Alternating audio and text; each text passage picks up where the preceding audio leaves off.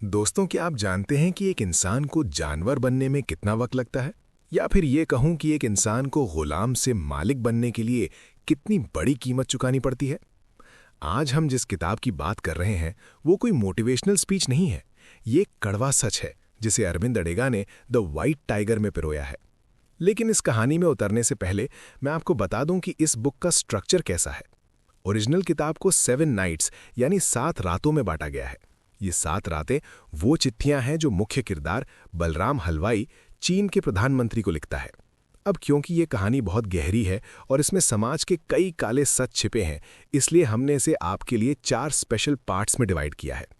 Part 1, हम जानेंगे बलराम के बचपन, द डार्कनेस वाले भारत और उस रूस्टर कूप यानी मुर्गों के दड़ने के बारे में जो गरीबों को कभी आगे नहीं बढ़ने देता। पार्ट 2, हम देखेंगे बलराम का धनबाद से दिल्ली का सफर और कैसे एक वफादार नौकर के अंदर नफरत के बीज बोए जाते हैं। पार्ट 3, यहां बात होगी उस टर्निंग पॉइंट की, वो खौफनाक रात जब सफेद बाघ अपना पहला शिकार करता है। और पार्ट 4 और अंत में हम देखेंगे बेंगलोर के उस सफल बिजनेस टाइकून को जो कहता है कि आज़ादी के लिए कत्ल करना भी जायज है। तो चलिए शुरू करते हैं पार्ट 1, जहां से इस सफेद बाघ के पैदा होने की शुरुआत हुई। कहानी शुरू होती है बेंगलोर से। साल है 2008। बलराम हलवाई, जो अब एक बड़ा बिजनेसमैन बन चुका है, चीन के प्रधानमंत्री वेन जियाबाओ को एक ईमेल लिख रहा है। क्यों? क्योंकि वेन जियाबाओ इंडिया आ रहे हैं, ये समझने कि इंडिया की इकोनॉमी इतनी तेजी से कैसे बढ़ रही है। बलराम उन्हें चिढ़ाते हुए कहता है कि साहब, अगर आप मंत्रियों और ऑफिसर्स से मिलेंगे तो वो आपको चमकदार इंडिया दिखाएंगे, आईटी पार्क्स, मॉल्स और 5 स्टार होटल्स।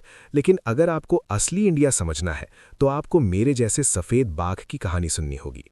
बलराम कहता है कि इंडिया असल में 2 हिस्सों में बटा है। एक है द लाइट, जहां बिजली है, पैसा है और जहां लोग अपनी मर्जी से जीते हैं, और दूसरा है द डार्कनेस, जहां से मैं आता हूं। यहां नदियां लोगों को जीवन नहीं देती, बल्कि उनकी लाशों और उम्मीदों को बहा ले जाती हैं। वो कहता है कि चीनियों के पास लोकतंत्र नहीं है, लेकिन उनके पास अनुशासन है। इंडिया के पास लोकतंत्र तो है, लेकिन यहाँ का लोकतंत्र गरीबों के लिए किसी मजाक से कम नहीं है। बलराम की इस आवाज में जो कड़वाहट है वो हमें सीधे ले जाती है उसके गांव लक्ष्मणगढ़। लक्ष्मणगढ़ कोई गांव नहीं, एक जेल है। बलराम इसे अंधेरा कहता है क्योंकि यहाँ सूरज की रोशनी तो पहुंचती है, लेकिन तरक्की की नहीं। बलराम के पिता एक रिक्शा चालक थे। वो दिन भर धूप में पसीना बहाते थे ताकि अपनी माँ, कुसुम दादी और अपने बच्चों का पेट भर सकें। लेकिन उस मेहनत का इनाम क्या था? खाली पेट और एक ऐसी बीमारी जो धीरे धीरे उनके फेफड़ों को खा रही थी। गांव पर राज करते थे 4 जमींदार, जिन्हें बलराम ने जानवरों के नाम दिए थे: the stork, the wild boar, the raven and the vulture. ये सिर्फ नाम नहीं थे, ये उनकी फितरत थी। कोई जमीन हड़पता था, कोई टैक्स के नाम पर गरीबों के निवाले छीनता था। बलराम एक होनहार बच्चा था। स्कूल में जब एक इंस्पेक्टर आया तो उसने देखा कि बलराम बाकी बच्चों से अलग है, उसमें चमक है। उसने बलराम को कहा कि तुम इस जंगल के सफेद बाघ हो जो 1 सदी में एक ही बार पैदा होता है। लेकिन साहब, इंडिया में टैलेंट से पेट नहीं भरता। कर्ज और गरीबी की वजह से बलराम को स्कूल छोड़कर चाय की दुकान पर कोयला कूटना पड़ा। उसकी उंगलियों में जो कलम होनी चाहिए थी, वहां अब कोयले की कालिक थी। यही वो पल था जब बलराम ने पहली बार महसूस किया कि अगर वो इस कीचड़ से नहीं निकला तो वो भी अपने पिता की तरह गुमनामी में मर जाएगा। अब यहां बलराम एक ऐसी फिलॉसफी देता है जो इस पूरी किताब की जान है: द रूस्टर कूप, मुर्गों का दड़बा। बलराम जियाबाओ को समझाता है कि इंडिया के गरीबों को कैद करने के लिए किसी सलाखों या ताले की जरूरत नहीं है। वे खुद एक अदृश्य पिंजरे में बंद हैं। सोचिए, एक कसाई के दुकान पर मुर्गियां पिंजरे में बंद होती हैं। वे देखती हैं कि उनके बगल वाले का गला कटा जा रहा है, खून बह रहा है, फिर भी वे विद्रोह नहीं करती, वे भागने की कोशिश नहीं करती। क्यों? क्या वो बेवकूफ है? नहीं, उन्हें इस तरह प्रोग्राम किया गया है कि वे वफादारी और डर के आगे झुक जाती हैं। बलराम कहता है कि इंडिया का नौकर अपने मालिक का पैसा लेकर भाग सकता है, उसका गला काट सकता है, लेकिन वो ऐसा नहीं करता। क्यों? क्योंकि उसे पता है कि अगर उसने ऐसा किया तो गांव में उसके पीछे उसका पूरा परिवार, उसकी माँ, उसके बच्चे खत्म कर दिए जाएंगे। अमीरों ने गरीबों के परिवार को बंधक बना रखा है। यही वो दड़बा है जिसमें बलराम भी फंसा था। उसकी दादी कुसुम हर महीने उसके पैसे छीन लेती थी और उसे वफादार रहने की कस्में दिलाती थी। बलराम समझ गया था कि अगर उसे बाघ बनना है तो उसे इस दड़बे को जलाना होगा और शायद अपने परिवार की बलि भी देनी होगी। बलराम ने देख लिया था कि चाय की दुकान पर रहकर वो सिर्फ मरना सीख सकता है। उसने एक नया लक्ष्य बनाया, ड्राइवर बनना। ड्राइवर होना उस समय किसी लग्जरी से कम नहीं था। ड्राइवर मतलब साफ कपड़े, थोड़ी इज्जत और अंधेरे से बाहर निकलने का मौका। उसने अपनी दादी के पैर पकड़कर पैसे उधार लिए और ड्राइविंग सीखी। किस्मत ने साथ दिया और उसे गांव के सबसे बड़े जमींदार द स्टॉर्क के यहाँ नौकरी मिल गई। वहां उसे अशोक, स्टॉर्क का बेटा, की कार चलानी थी। अशोक अभी अभी अमेरिका से लौटा था। वो बाकी जमींदारों जैसा नहीं था। वो नर्म था, वो पूछता था, बलराम क्या तुमने खाना खाया? लेकिन बलराम हमें चेतावनी देता है। वो कहता है कि अशोक जैसे अच्छे मालिक सबसे खतरनाक होते हैं। क्यों? क्योंकि वे आपको ये एहसास दिलाते हैं कि आप उनके परिवार का हिस्सा हैं, जबकि असलियत में आप सिर्फ एक टूल होते हैं। अशोक की अच्छाई बलराम को फिर से उस दड़बे की याद दिला रही थी। बलराम जानता था कि उसे वफादार नहीं बल्कि आज़ाद होना है। दोस्तों, पार्ट 1 के अंत तक बलराम ने अपनी पहली जीत हासिल कर ली है। उसने नंबर 1 ड्राइवर को एक गंदी चाल चलकर नौकरी से निकलवा दिया है और अब वो अशोक के साथ दिल्ली जा रहा है। दिल्ली, जहां किस्मतें बनती भी हैं और बिगड़ती भी। बलराम अब एक सफेद बाघ की तरह दहाड़ने के लिए तैयार है, लेकिन उसे अभी ये नहीं पता कि दिल्ली की सड़कों पर उसे अपनी आत्मा का सौदा करना पड़ेगा। क्या वो दिल्ली की चमक धमक में खुद को खो देगा, या फिर वो उस खौफनाक कदम को उठाएगा जिसे सोचकर भी रूह कांप जाती है। दोस्तों, दिल्ली के बारे में कहा जाता है कि ये दिलवालों का शहर है, लेकिन बलराम हलवाई के लिए दिल्ली एक बहुत बड़ी पहेली थी। जब वो अपने मालिक अशोक और पिंकी मैडम के साथ पहली बार दिल्ली पहुंचा तो उसकी आंखें चौंधिया गईं। चारों तरफ रोशनी, बड़ी गाड़ियां और ऊंची इमारतें। बलराम को लगा कि वो आखिरकार द लाइट में पहुंच गया है। लेकिन जैसे जैसे दिन बीते, उसे समझ आया कि दिल्ली में भी एक बहुत गहरा अंधेरा छिपा है। बलराम वेन जियाबाओ को अपनी चिट्ठी में लिखता है कि दिल्ली में सड़कों का जाल ऐसा है जैसे कोई मकड़ी का जाला हो। यहाँ हजारों मजदूर हैं जो मर्सिडीज गाड़ियों को साफ करते हैं, लेकिन खुद फुटपाथ पर सोते हैं। बलराम अब नंबर 1 ड्राइवर था। उसका काम था अशोक और पिंकी मैडम को शॉपिंग पर ले जाना, पार्टियों में छोड़ना और मंत्रियों के घर रिश्वत के थैले पहुंचाना। यहाँ बलराम ने एक नई चीज सीखी, इंसान की कीमत। दिल्ली में इंसान की कीमत उसकी औकात से तय होती थी और बलराम की औकात सिर्फ एक ड्राइवर की थी। बलराम के मालिक अशोक और उनकी पत्नी पिंकी मैडम बाकी जमींदारों जैसे नहीं थे। अशोक अमेरिका से पढ़कर आया था। वो थोड़ा लिबरल दिखने की कोशिश करता था। वो बलराम से तमीज से बात करता था, कभी कभी उसे अपनी पुरानी शर्ट भी दे देता था। लेकिन बलराम कहता है कि ये अच्छाई सबसे बड़ा धोखा है। अशोक जैसे लोग आपको ये महसूस कराते हैं कि आप उनके बराबर हैं, लेकिन जैसे ही कोई बड़ी मुसीबत आती है वो आपको अपनी औकात दिखा देते हैं। अशोक और पिंकी का रिश्ता भी टूटने की कगार पर था। पिंकी को इंडिया का ये कीचड़, ये गर्मी और यहाँ के दकियानूसी नियम पसंद नहीं थे। वो अशोक पर चिल्लाती थी और अशोक अपनी उलझनें बलराम से शेयर करता था। बलराम उनका नौकर होने के साथ साथ उनके बेडरूम की लड़ाइयों का गवाह भी था। यहाँ बलराम ने अमीरों का एक बड़ा सच जाना। उनके पास पैसा तो बहुत है, लेकिन सुकून रत्ती भर भी नहीं है। वे अपनी ही बढ़ाई हुई दुनिया में कैद हैं। बलराम को अब अपने मालिकों पर दया आने लगी थी और ये दया उसके लिए बहुत खतरनाक साबित होने वाली थी। अब कहानी में आता है वो मोड़ जिसने बलराम की वफादारी को हमेशा के लिए खत्म कर दिया। एक रात पिंकी मैडम शराब के नशे में कार चला रही थीं और उन्होंने सड़क पर किसी को कुचल दिया। वो शायद एक छोटा बच्चा था या कोई गरीब मजदूर। वे घबराकर वहां से भाग गए। अगले दिन द स्टॉक और उसके बड़े बेटे मुकेश सर ने एक प्लान बनाया। उन्होंने एक कागज तैयार किया जिस पर लिखा था कि एक्सीडेंट के समय कार बलराम चला रहा था। बलराम से कहा गया कि वो इस पर साइन कर दे। उसे भरोसा दिलाया गया कि उसे कुछ नहीं होगा, वकील सब संभाल लेंगे। बलराम ने उस कागज पर साइन कर दिए। क्यों? क्योंकि वही मुर्गों का दड़बा उसके दिमाग में हावी था। उसे लगा कि मालिक की सेवा करना ही उसका धर्म है। लेकिन उस रात जेल जाने के डर से बलराम सो नहीं पाया। उसने महसूस किया कि अगर वो जेल गया तो उसके मालिक उसे भूल जाएंगे, उसका परिवार लक्ष्मणगढ़ में सड़ जाएगा। यहाँ उसे समझ आया कि अमीरों की दुनिया में गरीबों की जान सिर्फ एक स्पेयर टायर की तरह है। जब जरूरत पड़ी इस्तेमाल किया और फिर फेंक दिया। किस्मत से किसी ने पुलिस में रिपोर्ट नहीं की और बलराम बच गया, लेकिन उस बलिदान ने उसके अंदर के इंसान को मार दिया। एक्सीडेंट वाले मामले के बाद बलराम की आंखें पूरी तरह खुल गई थीं। अब वो अशोक को एक मालिक की तरह नहीं बल्कि एक अफसर की तरह देखने लगा था। उसने देखा कि अशोक दिल्ली के बड़े बड़े नेताओं को नोटों से भरे थैले पहुंचा रहा है ताकि उनके बिजनेस के रास्ते साफ हो सके। बलराम के लिए ये भ्रष्टाचार की यूनिवर्सिटी थी। वो कार में बैठकर सब सुनता था, कौन सा मंत्री कितने में बिकता है, सिस्टम कैसे काम करता है और कैसे कानून को पैसे से खरीदा जाता है। बलराम कहता है कि इंडिया में अगर आपको ऊपर उठना है तो आपको गंदा होना ही पड़ेगा। वो देखता था कि उसका मालिक जो कल तक अमेरिका की ईमानदारी की बातें करता था, आज खुद उस कीचड़ का हिस्सा बन गया है। बलराम ने अब चोरी करना शुरू कर दिया था। वो कार की मरम्मत के झूठे बिल बनाता, पेट्रोल की चोरी करता और यहां तक कि अशोक के छोटे मोटे काम करके कुछ एक्स्ट्रा पैसे भी बनाने लगा था। उसे अब अपनी वफादारी पर शर्म आती थी। वो कहता है, एक नौकर को तब तक ही वफादार होना चाहिए जब तक उसे मालिक की कमजोरी का पता न चले, और बलराम अब अशोक की हर कमजोरी जानता था। दिल्ली के माहौल ने बलराम को बदल दिया था। अब वो लक्ष्मणगढ़ का वो हलवाई नहीं रहा था। उसने महंगे मॉल में जाना शुरू किया, चाहे बाहर ही क्यों न खड़ा होना पड़े। उसने अपनी भाषा सुधारी और वो अब अशोक की नकल करने लगा। उसने महसूस किया कि अशोक और उसमें सिर्फ एक ही चीज का अंतर है, पैसा। और पैसा कमाना कोई मुश्किल काम नहीं है अगर आप सही समय पर सही शिकार करना जानते हो। पिंकी मैडम अशोक को छोड़कर अमेरिका वापस जा चुकी थी। अशोक अब अकेला और टूटा हुआ था।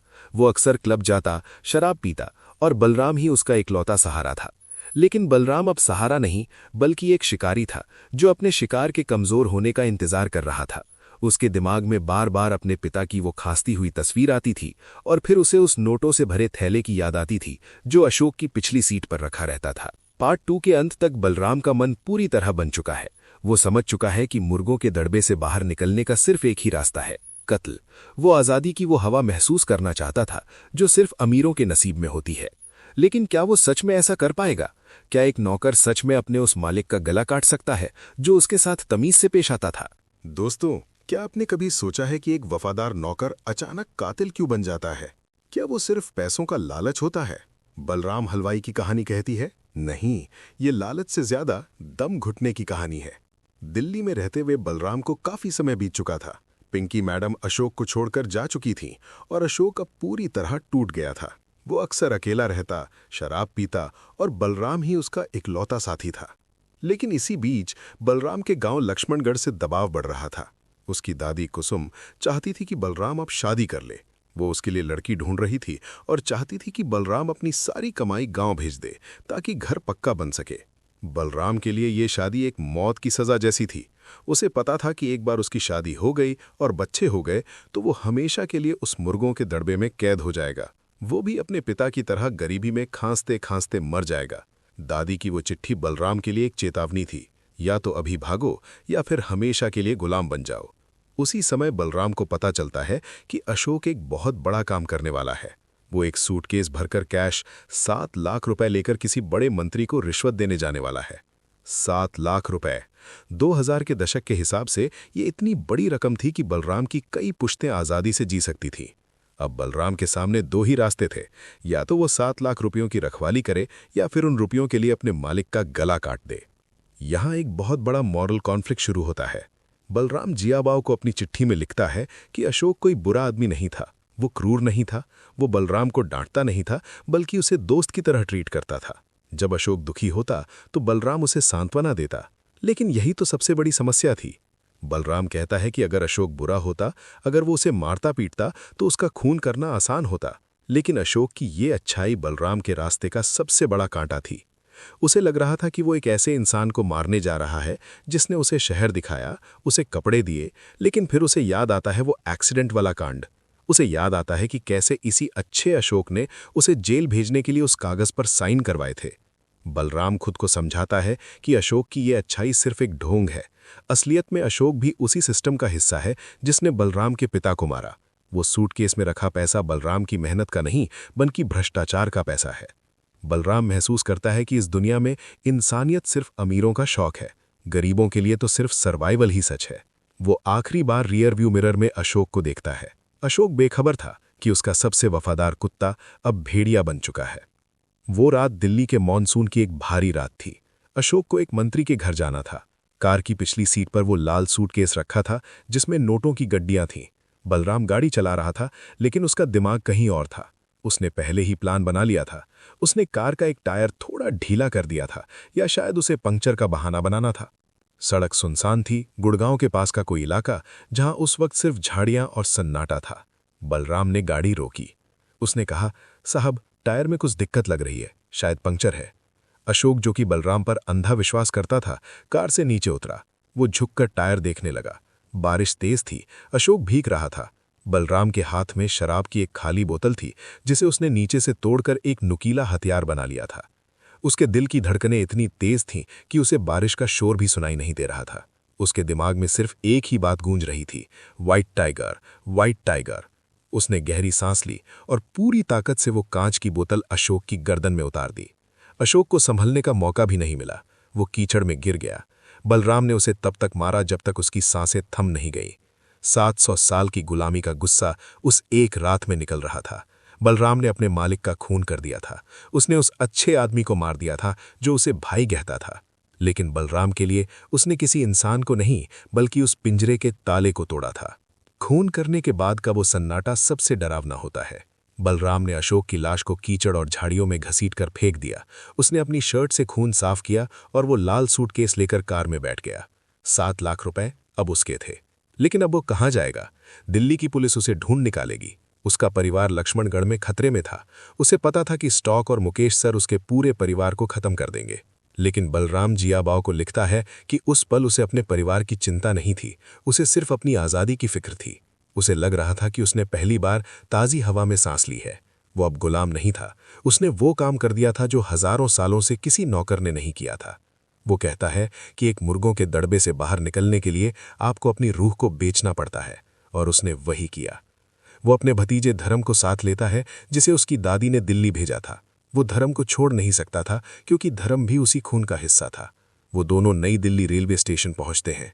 बलराम के हाथ अभी भी कांप रहे हैं, लेकिन उसकी नज़रों में अब एक साफ लक्ष्य है, दक्षिण भारत, बैंगलोर, वो शहर जहां उसे कोई नहीं जानता, जहां वो अपनी एक नई पहचान बना सकता है।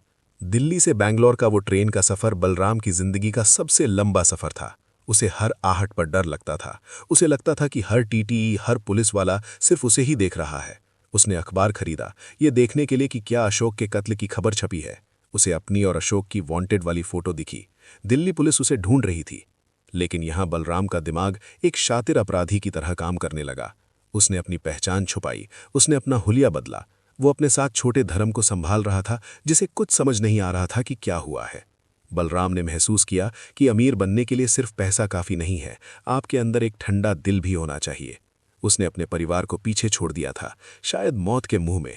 लेकिन वो कहता है कि एक व्हाइट टाइगर कभी पीछे मुड़कर नहीं देखता। उसे पता था कि बैंगलोर में उसे एक नया बिजनेस शुरू करना है। वो अब ड्राइवर बलराम नहीं, बल्कि अशोक शर्मा बनने वाला है। पार्ट 3 के अंत तक बलराम ने अपनी जिंदगी का सबसे बड़ा जुआ खेल लिया है। उसने कत्ल किया है, चोरी की है और अपने परिवार को कुर्बान कर दिया है। लेकिन क्या ये सब जायज था?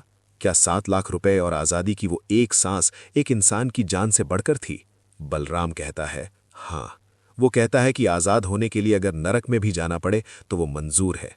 लेकिन बैंगलोर में उसका क्या इंतजार कर रहा है? क्या वो अपनी इस चोरी के पैसे से एक ईमानदार बिजनेस खड़ा कर पाएगा? और सबसे बड़ा सवाल, क्या वो कभी उस खून के धब्बे को धो पाएगा जो उसके हाथों में लगे हैं? अगले और आखिरी भाग में हम देखेंगे बलराम का अशोक शर्मा बनने का सफर। हम देखेंगे कि कैसे उसने बैंगलोर में टैक्सी का एक बड़ा साम्राज्य खड़ा किया और कैसे उसने सिस्टम को अपने हिसाब से मोड़ा। क्या आखिरकार उसे वो सुकून मिला जिसकी तलाश में उसने ये कत्ल किया था? अगर आपको बलराम का ये खौफनाक कदम सही या गलत जो भी लगा हो, कमेंट्स में अपनी राय जरूर दें। क्या आप भी मुर्गों के दड़बे से निकलने के लिए ऐसा कुछ करते? दोस्तों, कहानी के इस आखिरी हिस्से में हम पहुंच चुके हैं बेंगलुरु। ये वो शहर है जिसे भारत की सिलिकॉन वैली कहा जाता है। जब बलराम दिल्ली से भागकर यहां पहुंचा तो उसके पास 7 लाख रुपए थे और एक छोटा सा बच्चा, उसका भतीजा धर्म। बलराम वेन जियाबाओ को लिखता है कि बेंगलुरु दिल्ली जैसा नहीं है। यहाँ हवा में पैसे की महक है, यहाँ लोग भविष्य की बातें करते हैं, यहाँ टेक्नोलॉजी और आउटसोर्सिंग का बोलबाला है। लेकिन एक भगोड़े क्वातिल के लिए यहाँ सरवाइव करना आसान नहीं था। बलराम को पता था कि अगर उसे यहाँ टिकना है तो उसे अपनी पुरानी पहचान बलराम हलवाई को हमेशा के लिए दफनाना होगा। उसने अपना नाम बदला, अब वो था अशोक शर्मा। गौर कीजिए, उसने उसी मालिक का नाम चुरा लिया जिसे उसने मारा था। ये एक अजीब सी विडंबना थी। उसने महसूस किया कि इस दुनिया में अगर आपको बड़ा आदमी बनना है तो आपको मालिक की तरह सोचना और व्यवहार करना ही होगा। उसने अपने पैसों का इस्तेमाल बुद्धिमानी से करना शुरू किया। अब यहाँ बलराम हमें बताता है कि बिजनेस कैसे शुरू किया जाता है। वो कहता है कि इंडिया में अगर आपको कोई भी नया काम शुरू करना है तो आपको सबसे पहले पुलिस और सिस्टम को अपनी जेब में रखना होगा। बलराम ने बेंगलुरु में टैक्सी का बिजनेस शुरू करने का फैसला किया। उस समय कॉल सेंटर्स और आईटी कंपनियां बढ़ रही थीं और उनके कर्मचारियों को लाने ले जाने के लिए कैब्स की बहुत मांग थी। बलराम ने पुलिस वालों को रिश्वत दी ताकि वो उसके रास्ते में ना आए। उसने वही तरीका अपनाया जो उसने अपने पुराने मालिक स्टॉक और अशोक को दिल्ली में करते देखा था। उसने महसूस किया कि द डार्कनेस और द लाइट के बीच का पुल सिर्फ और सिर्फ रिश्वत है, ब्राइब। उसने अपनी कंपनी का नाम रखा व्हाइट टाइगर टेक्नोलॉजी ड्राइवर्स। उसने उन लड़कों को ड्राइवर के तौर पर भर्ती किया जो गांव से आए थे, जो भूखे थे और जो वफादार रह सकते थे।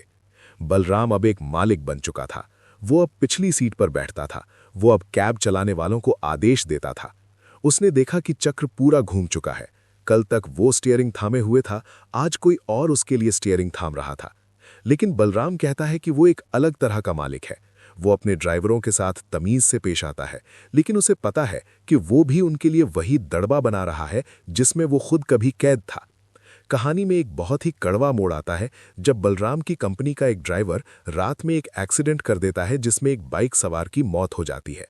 अब यहां बलराम को वही फैसला लेना था जो कभी स्टॉक ने उसके लिए लिया था। क्या वो अपने ड्राइवर को बचाएगा या उसे जेल भेजेगा? बलराम पुलिस स्टेशन जाता है। वो मृतक के परिवार से मिलता है। वो उन्हें पैसे देता है, उनका मुंह बंद करता है और पुलिस को रिश्वत देकर केस रफा दफा करवा देता है। वो वेन जियाबाओ को बड़े गर्व से बताता है कि उसने ये सब कितनी सफाई से किया। वो कहता है कि उसने अपने ड्राइवर को जेल नहीं जाने दिया, बल्कि सिस्टम को ही खरीद लिया। यहां बलराम खुद को एक मसीहा की तरह देखता है। उसे लगता है कि वो बाकी अमीरों से बेहतर है क्योंकि उसने अपने नौकर की रक्षा की। लेकिन गौर से देखें तो वो भी उसी सड़न का हिस्सा बन चुका है।